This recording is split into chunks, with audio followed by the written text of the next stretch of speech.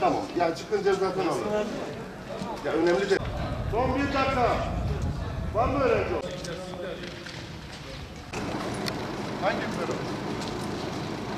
Bizden burası da kapatılması lazım. Alması lazım. Sorsana da diyor.